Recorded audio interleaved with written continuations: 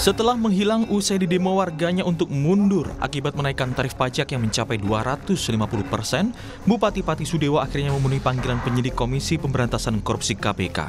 Sudewo diperiksa selama 6,5 jam sebagai saksi kasus suap pembangunan jalur kereta di Direktorat Jenderal Perkeretaapian Kementerian Perhubungan. Saya dipanggil, dimintain keterangan sebagai saksi. Semua pertanyaan saya jawab sejujur-jujurnya dan apa adanya. Spesifiknya soal aliran uang itu seperti apa, Pak?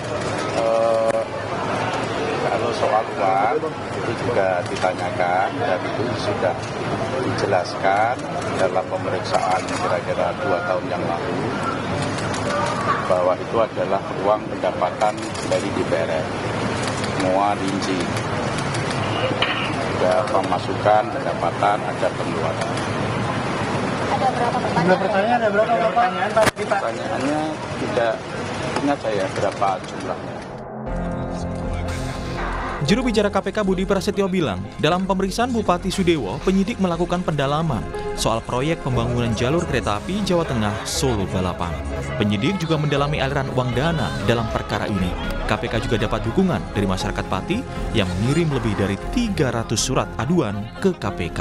Terkait dengan saksi Saudara SDW, penyidik melakukan pendalaman terkait apa yang diketahuinya mengenai proyek pembangunan jalur kereta api, khususnya di bagian Jawa Tengah, yaitu di wilayah Solo Balapan, termasuk juga saksi SDW didalami terkait dengan pengetahuannya mengenai aliran-aliran uang dalam perkara ini.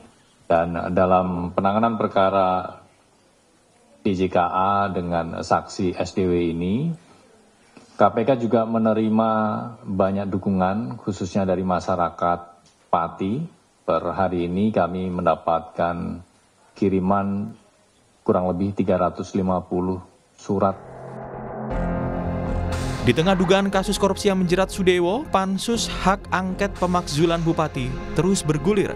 Sebelumnya Pansus juga meminta keterangan ahli hukum tata negara Bivitri Susanti dan Junaidi dari Universitas Semarang.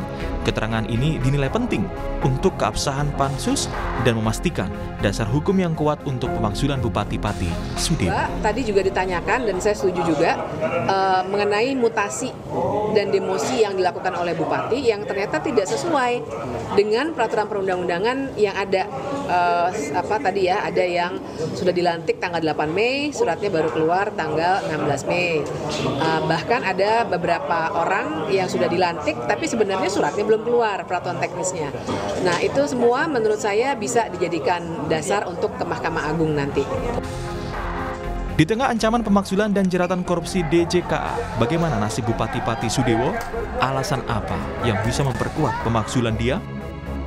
Tim Liputan Kompas TV.